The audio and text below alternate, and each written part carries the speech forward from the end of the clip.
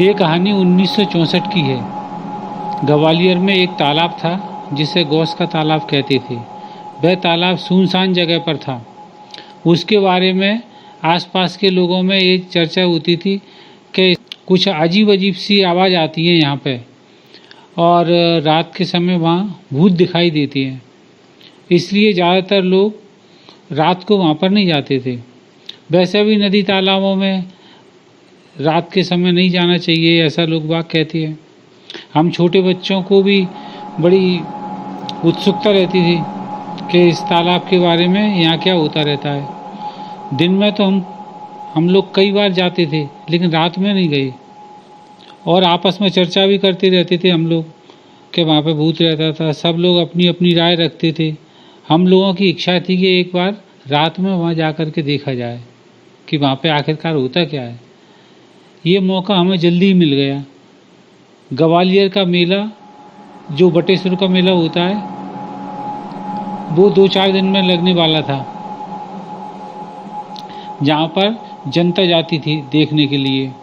ये मेला रात में लगता था, जिसमें रोशनी वगैरह होती थी। इसमें गाय भैंस ऊँट बिकने के लिए आते थे। तरह तरह के कपड़ों की दुकानें, मिठाई की दुकान, झूले और बहुत सी चीज़ें रहती थी। हम बच्चों को तो खजूर और पेठा बहुत अच्छे लगते थे। हम बच्चों ने इस मेले को देखने का प्रोग्राम बनाया।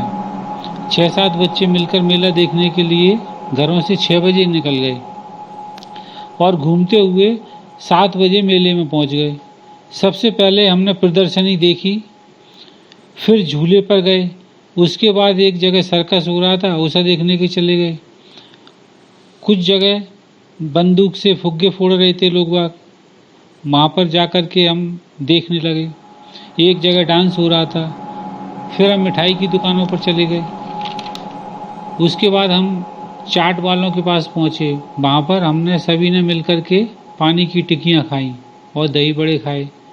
फिर मेले में घूमने चले गए।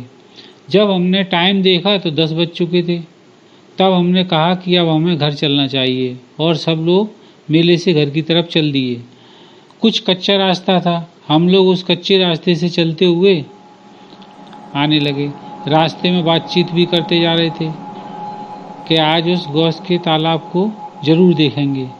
10 बजे मेले से चल दिए थे और सोचा था कि 11 बजे तक घर पहुंच जाएंगे। चलते चलते कब उस तालाब के पास आ गए पता ही नहीं चला। पास आकर हमने देखा वहाँ पर कोई नहीं था, सुनसान जगह थी।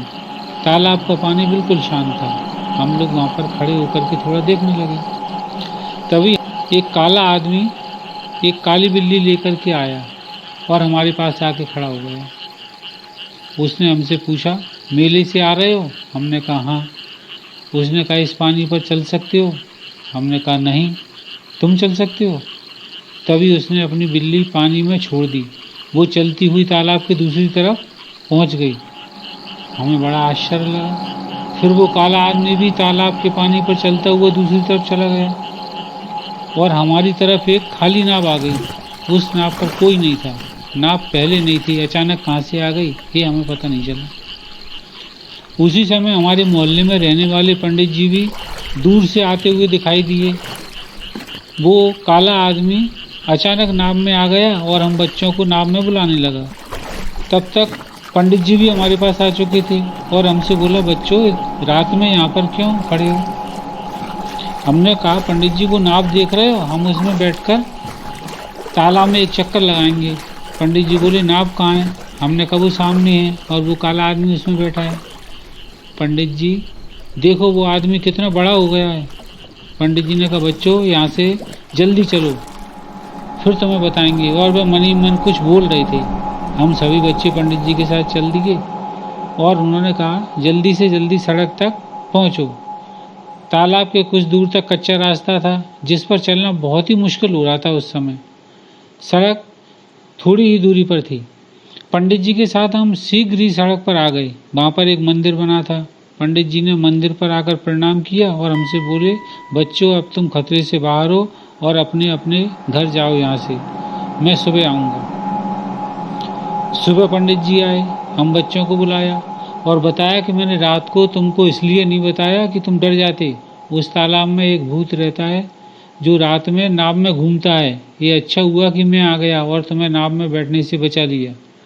ये सुनकर हमने पंडित जी को बहुत बहुत धन्यवाद दिया, क्योंकि उन्होंने हमें उस खतरे से बचा लिया था।